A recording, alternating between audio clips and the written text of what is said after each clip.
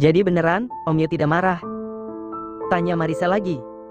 Yo terkekeh pelan, kemudian perlahan lelaki dingin itu menggelengkan kepalanya. Tidaklah, Nona. Lagi pula saya tidak pernah berharap Nyonya Dian bisa membalas perasaan saya terhadapnya. Jawaban Yo saat itu membuat Marisa tenang. Ia tersenyum puas dan refleks menghambur ke pelukan Yo. Terima kasih, Om. Yo kelabakan karena istri kecil kesayangan Tuan Marcelo sedang memeluk tubuhnya. Dengan cepat, Yo melerai pelukan wanita muda itu. Sama-sama, Nona. Tapi saya mohon jangan peluk saya. Saya takut ada yang salah paham nantinya. Marisa terkekeh, maafkan aku, Om. Saking bahagianya aku bahkan sampai memeluk Om. Ya, sudah. Sebaiknya Anda kembali ke kamar Anda. Saya takut Tuan Marcelo melihat Anda di sini bersama saya kemudian salah paham, ucap Yo.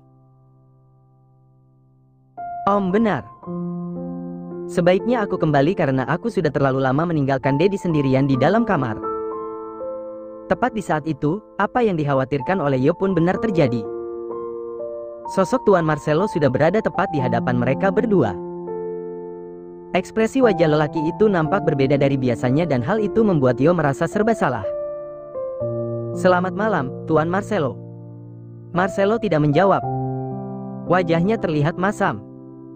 Ia berjalan menghampiri Marisa dan menatap wajah istri kecilnya itu dengan tatapan elangnya. Sudah waktunya kembali, Cha. Marisa segera meraih tangan kekar Marcelo kemudian memeluknya sambil melangkah bersama menuju kamar mereka. Sedangkan Yo hanya bisa menggaruk kepalanya yang tidak gatal sambil memperhatikan Marcelo dan Marisa yang kini berjalan menjauhinya. Apa Tuan Marcelo melihat pelukan kilat yang dilakukan oleh Nona Marisa tadi, ya? Ah, aku harap tidak. Jika itu benar, maka karirku yang akan jadi taruhannya, gumam Yo. Sementara itu, kamu suka sama Yo, ya? Pertanyaan itu terlontar begitu saja dari bibir Marcelo. Nada bicaranya terdengar ketus dan wajahnya pun masih masam, sama seperti sebelumnya. Hah?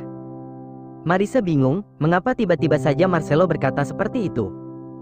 Ia menautkan kedua alisnya sambil menatap lelaki itu. Maksud Dedi apa?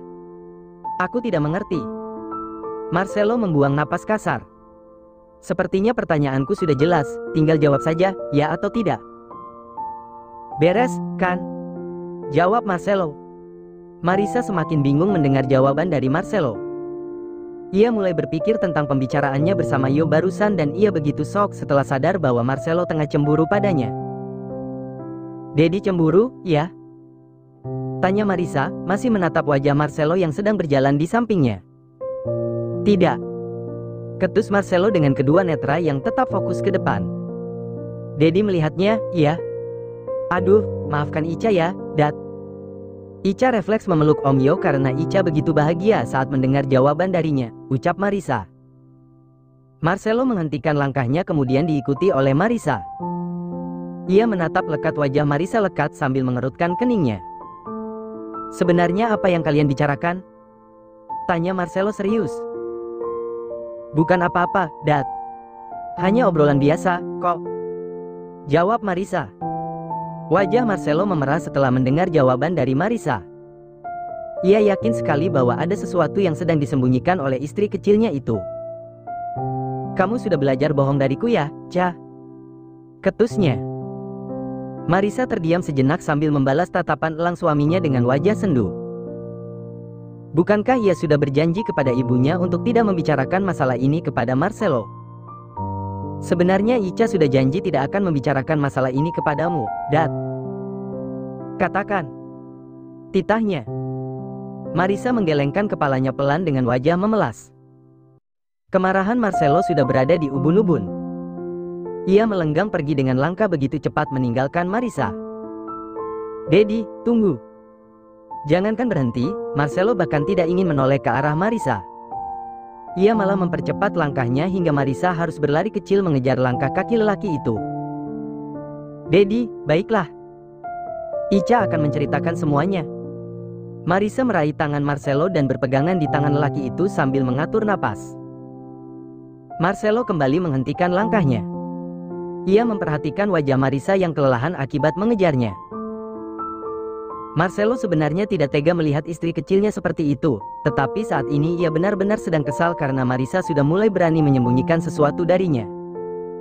Sebenarnya, ini ada hubungannya dengan ibu, Dad. Ibu dan Om Yo, jawab Marisa. Marcelo tidak menjawab. Ia mengangkat sebelah alisnya, meminta penjelasan lebih lanjut dari wanita itu. Sebaiknya kita bicarakan masalah ini di kamar saja. Aku sudah lelah dan ingin beristirahat. Baiklah. Marcelo mengangkat tubuh Marisa dan memboyongnya menuju kamar. Marisa tersenyum sembari mengalungkan tangannya ke leher Marcelo. Dedi sudah tidak marah lagi, kan sama Ica? Tergantung dari ceritamu nanti, jawabnya. Percayalah, Dad. Ini tidak ada hubungannya antara aku dan Om Yo. Ini semua tentang perasaan Om Yo terhadap ibuku. Apa? Marcelo kembali menautkan kedua alisnya menatap Marisa. Nah, kan? Penasaran, kan? Goda Marisa.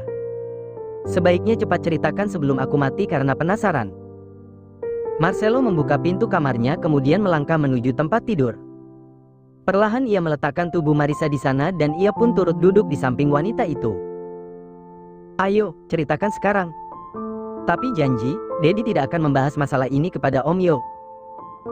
Tatapan Marisa tajam menatap lelaki itu. Ya, aku berjanji.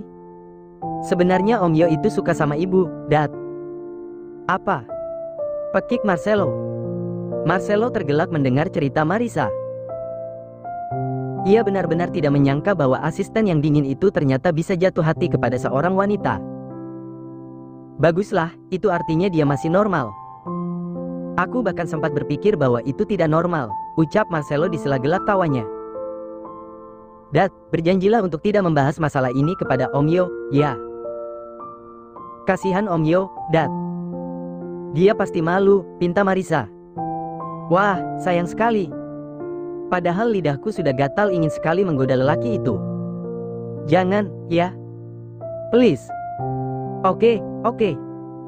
Baiklah, jawab Marcelo sembari mengelus lembut pipi Marisa. Maafkan aku, Cha. Aku sudah berpikiran aneh kepadamu saat kulihat kamu memeluk Yo. Aku refleks saat itu, Dad. Aku bahagia karena ternyata Om Yo begitu baik dan tulus. Ia tidak marah walaupun ibu lebih memilih ayah sebagai pendamping hidupnya, tutur Marisa. Mungkin ini sudah saatnya untuk Riyad dan Bu Dian bahagia. Keesokan harinya. Pagi-pagi sekali Dian sudah bersiap. Hari ini, seperti janji Riyad, lelaki itu akan kembali lagi ke mansion untuk menunggu jawaban darinya. Bu, sapa Marisa yang kini sedang mengintipnya dari balik pintu kamar. Marisa sayang, masuklah. Marisa pun bergegas masuk ke dalam kamar. Dian kemudian duduk di tepian tempat tidur wanita itu. Dian tersenyum ketika memperhatikan Marisa. Ternyata Marisa juga sudah bersiap menunggu kedatangan sang ayah. Bagaimana, Bu? Tanya Marisa.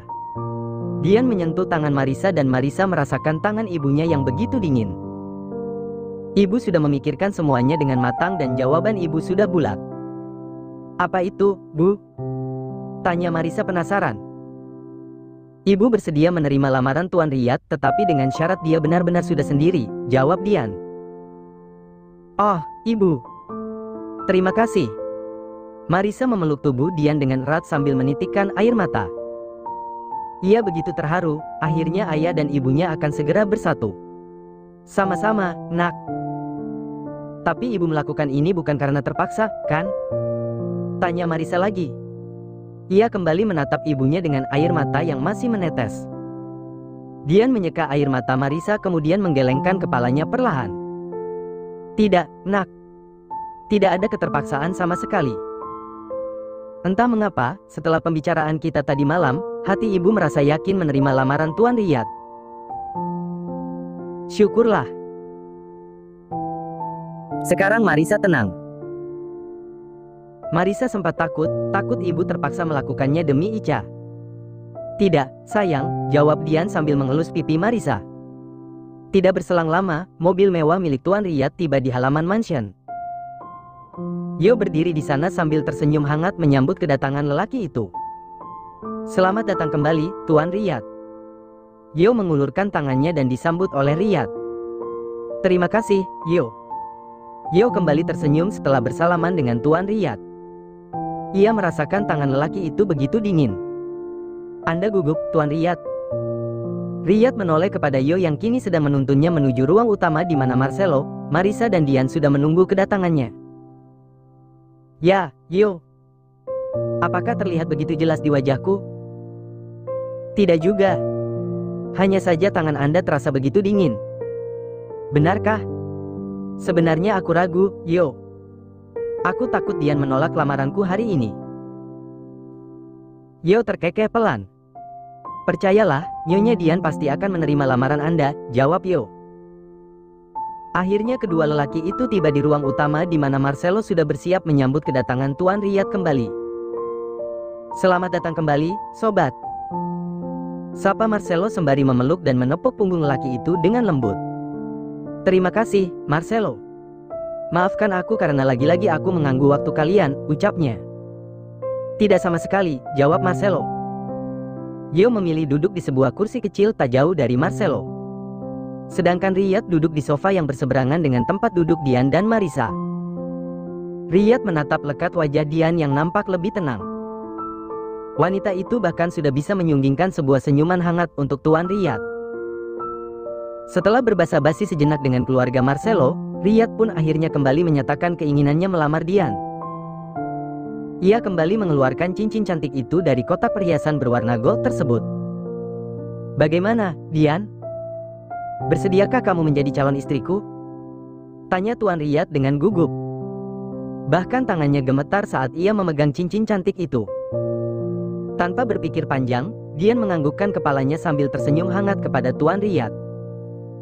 Ya, aku bersedia, Tuan. Ah!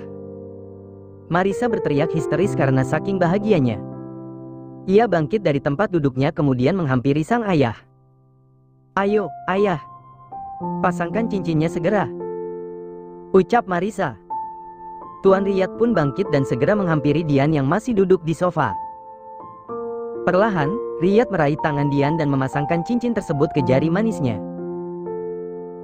Marisa yang sejak tadi berdiri di belakang Tuan Riyad, bertepuk tangan dan diikuti oleh Marcelo juga Yo.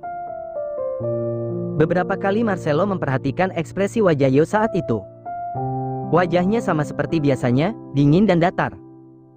Marcelo menepuk pelan pundak Yo sambil berucap, semoga kelak kamu mendapatkan seseorang seperti Dian.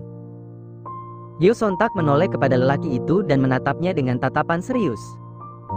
Apakah Tuan Marcelo sudah tahu tentang itu? Ya Tuhan, ini sangat memalukan, batinnya. Di tengah kebahagiaan yang dirasakan oleh Dian dan Riyad, tiba-tiba ponsel lelaki itu berdering. Riyad bergegas meraih ponselnya kemudian menerima panggilan tersebut. Ya, Zaid. Ada apa, nak? Tanya Riyad. Zaid menyahut dari seberang telepon dengan nada cemas dan suaranya pun bergetar saat itu. Apa? Baiklah, papa akan segera kembali, pekik Riyad setelah mendengar berita yang disampaikan oleh Zaid dari negara asalnya. Semua orang di ruangan itu memperhatikan ekspresi Tuan Riyad saat itu dan mereka mulai bertanya-tanya, sebenarnya apa yang sedang terjadi, tak terkecuali Yo. Ada apa, ayah? Tanya Marisa cemas. Riyad yang baru saja memutus panggilannya bersama Zaid, kembali meletakkan ponsel tersebut ke dalam saku celananya. Ia menghembuskan napas berat sebelum menjawab pertanyaan dari Marisa. Sesuatu terjadi pada Ismika dan sekarang ia sedang dirawat di rumah sakit, jawab Riyad. Jadi, kamu akan kembali? Tanya Marcelo. Ya, tapi aku tidak sendiri. Bolehkah aku mengajak serta Dian dan Marisa bersamaku, Marcelo? Tanya Riyad. Dian yang tadinya hanya duduk manis sembari memperhatikan lelaki itu, akhirnya bangkit kemudian menghampirinya. Kenapa kamu ingin mengajak serta kami, Riyad? Sela Dian sambil menautkan kedua alisnya. Riyad kembali menghembuskan napas berat kemudian menatap lekat kedua bola mata calon istrinya itu. Sebab, saat ini kondisi Ismika sudah sangat buruk. Ia ingin bertemu dengan kalian, terutama kamu, Dian. Mungkin dia ingin meminta maaf kepadamu, tutur Riyad. Baiklah kalau begitu. Yo, segera persiapkan semuanya, kita berangkat hari ini, titah Marcelo tanpa meminta pendapat siapapun. Mau tidak mau, Dian dan Marisa pun terpaksa mengikuti perintah lelaki itu. Mereka bersiap-siap menuju negara asal Riyad untuk menemui Ismika yang sedang sakit. Setelah persiapan kilat mereka beres, mereka pun segera meluncur dengan menggunakan pesawat pribadi milik Marcelo. Setelah melewati perjalanan yang cukup melelahkan, mereka pun tiba di rumah sakit, di mana Ismika dirawat. Dengan langkah cepat, Riyad menuju ruangan di mana Ismika sedang tergolek lemah. Ketika pintu ruangan itu dibuka oleh Riyad, nampak Zaid sedang duduk di samping tempat tidur Ismika. Nampak jelas gurat kesedihan terpancar di wajah Zaid. Sejahat apapun Ismika, wanita itu tetaplah ibu kandungnya. Orang yang sudah mengandung dan melahirkannya ke dunia ini. Tubuh Ismika yang sudah lemah itu dipenuhi dengan berbagai alat-alat medis. Alat bantu napas, selang infus dan sebagainya. Kondisinya benar-benar sangat memprihatinkan, napasnya pun sudah tidak normal. Pah, lirih Zaid sembari bangkit dari tempat duduknya dan menyambut kedatangan sang ayah. Riyad segera memeluk tubuh Zaid dan akhirnya tangis Zaid pecah di dalam pelukan sang ayah. Tubuhnya bergetar hebat karena isak tangisnya. Setelah Zaid melerai pelukannya bersama sang ayah, ia pun kembali menghampiri tempat tidur Ismika dan berbicara di samping telinga wanita itu. "Mah, Papa dan yang lainnya sudah datang," ucap Zaid sambil menyeka air matanya. Tidak lama setelah Zaid mengatakan hal itu, kelopak mata Ismika mulai bergerak. Perlahan netra wanita yang sedang tergolek lemah itu pun terbuka. Ia memperhatikan sekelilingnya kemudian mencoba tersenyum di tengah rasa sakit yang ia rasakan saat itu. "Riyad, maafkan aku," lirih Ismika. Suaranya terdengar sangat lemah, apalagi saat itu tarikan napasnya sudah pendek-pendek. Riyad menghampiri Ismika kemudian duduk di kursi yang tadi diduduki oleh Zaid. Ia meraih tangan Ismika yang terasa dingin kemudian menggenggamnya. "Tidak, Ismika. Seharusnya akulah yang meminta maaf padamu karena selama ini aku tidak bisa membahagiakanmu apalagi menjadi suami yang baik untukmu," jawab Riyad dengan bibir bergetar. Ismika mencoba tersenyum sambil mengelus tangan Riyad. Dan kini matanya tertuju pada wanita yang sedang berdiri tak jauh dari Tuan Marcelo. Wanita yang menatapnya dengan tatapan sendu. "Dian, kemarilah." Marcelo dan Marisa menoleh ke arah Dian dan sekarang wanita itu berjalan menghampiri Ismika. Saat Dian sudah berdiri di samping Riyad, air mata Ismika pun meluncur deras. Dengan tenaganya yang masih tersisa, ia meraih tangan Dian. "Maafkan semua kesalahanku, Dian. Aku tahu perbuatanku sungguh tidak dapat dimaafkan, tetapi hari ini aku butuh pengampunan darimu agar aku bisa kembali dengan tenang," tuturnya dengan terbata-bata. Dian menganggukkan kepalanya dengan cepat.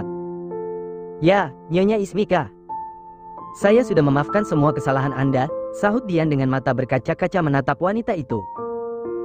"Terima kasih, Dian. Kamu memang wanita yang sangat baik." Air mata Ismika kembali meluncur deras. Ia begitu terharu karena sudah mendapatkan maaf dari wanita yang sepanjang hidupnya terus ia zolimi. Ismika meletakkan tangan Dian di atas tangan Riyad sembari berucap, "Segeralah menikah. Aku doakan semoga kalian selalu bahagia." Setelah mengucapkan hal itu, tiba-tiba tubuh Ismika kejang-kejang. Semua orang di ruangan itu panik. Zaid bergegas memanggil dokter, tetapi sayangnya dokter terlambat. Ismika sudah menghembuskan napas terakhirnya ketika dokter sedang menuju ruangan tersebut. "Mama ah." Zaid tidak kuasa menahan tangisnya. Ia terus memanggil-manggil Ismika sambil mencoba membangunkan wanita itu. "Zaid, ikhlaskan kepergiannya mamamu," ucap Riyad sambil mengusap punggung Zaid yang masih bergetar di samping tubuh ibunya yang sudah tidak bernyawa. Setelah acara pemakaman selesai, mereka pun kembali ke kediaman Riyad. Zaid masih terisak di sofa yang ada di ruang utama bersama Riyad dan yang lainnya. "Ca, sebaiknya kamu temani kakakmu, ada yang ingin ayah bicarakan bersama ibu dan juga suamimu," ucap Riyad sembari menepuk pelan pundak Marisa. "Baik, ayah."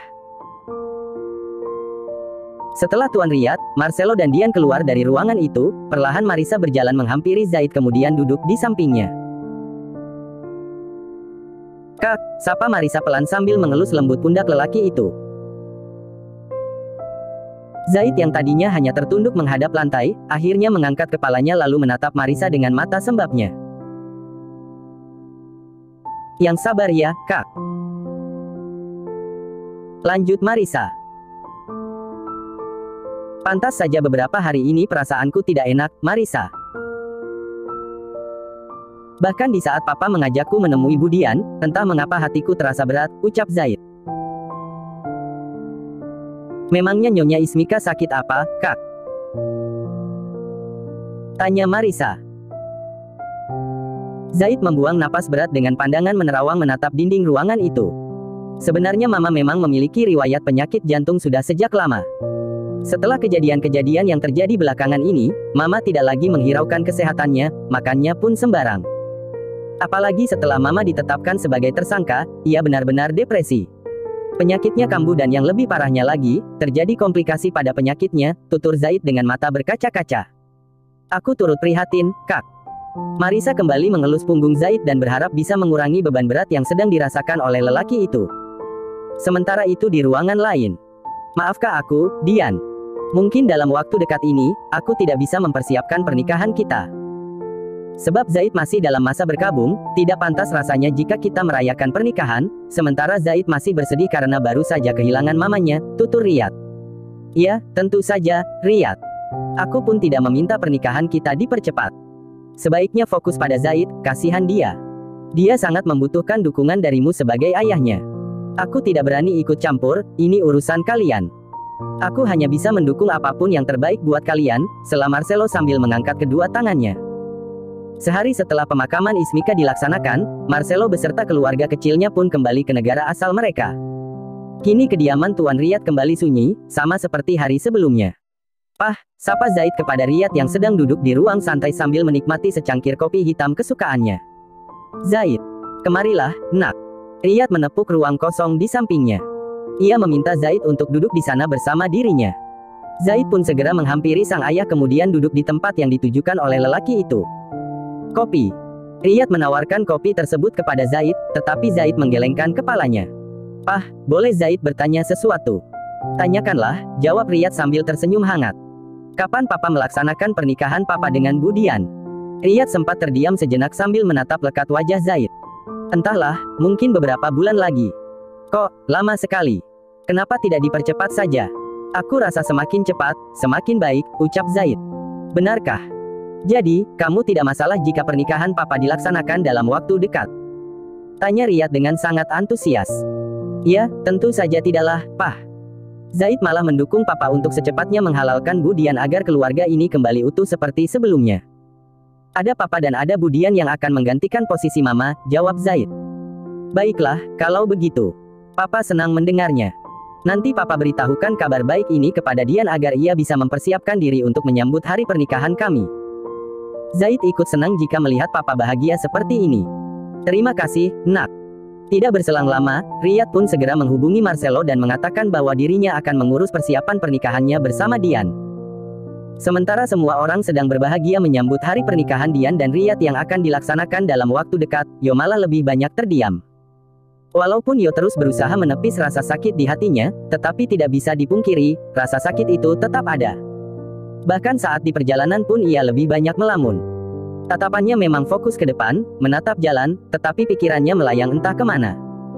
Hingga ia tidak menyadari bahwa ada sebuah lubang besar yang dipenuhi genangan air kotor dan lumpur, tepat di depan mobilnya. Yo yang masih tidak menyadari adanya genangan itu, terus saja memacu mobilnya dan melewatinya dengan kecepatan tinggi. Cepret. Genangan air kotor dan lumpur itu mengenai tubuh dan wajah seorang gadis manis penjual kue. Bahkan keranjang kuenya pun turut kotor akibat kecipratan air kotor tersebut. "Ah!" pekiknya. Ia berteriak histeris sambil mengumpat kasar. Namun, Yo sama sekali tidak menyadarinya. Lelaki itu terus melajukan mobilnya meninggalkan gadis tersebut. Mentang-mentang orang kaya, jalan pun seraya miliknya sendiri. Umpat gadis itu sambil menyeka air kotor yang membasahi wajahnya. Ia memperhatikan nomor plat mobil Yo kemudian mencoba mengingatnya. Berharap suatu hari nanti ia bisa membalaskan perbuatan lelaki itu.